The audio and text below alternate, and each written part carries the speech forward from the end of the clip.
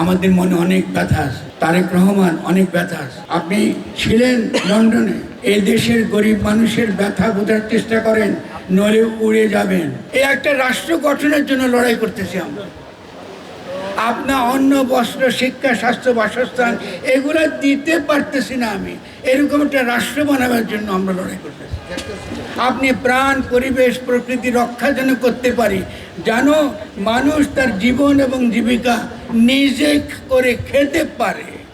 তোমার কাছে চাচ্ছি না, রাষ্ট্রের কাছে চাচ্ছি না, আমি করে খেতে চাই, কিন্তু আমার করে খাবার ব্যবস্থাটা নষ্ট করিও না, লুটপাট করিও না, এমন আইন করিও না যাতে আমার জীবন রক্ষাটা কঠিন হয়ে পড়ে।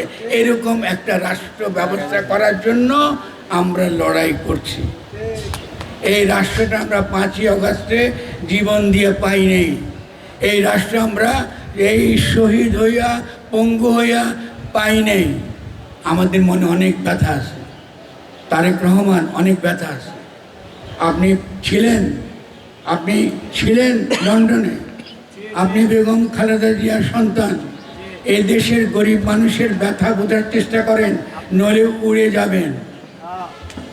আপনি এখানে আসবার আগেই যখন আমরা 5ই আগস্টের গণঅভ্যুত্থান করেছি, তখন শুভেন্দু অধিকারী এই দেশে ঢুকবার জন্যে, এই দেশে ঢোকার জন্য লোকজন নিয়ে সীমান্তে এসেছিল, এসে প্রমাণ করতেছিল সেনাবাহিনীকে যে এই দেশের হিন্দুরা নাকি তাদের সেনাবাহিনীর গায়ে অ্যাসিড মারছে, এইখানে তারা ঢুকতে চেয়েছিল।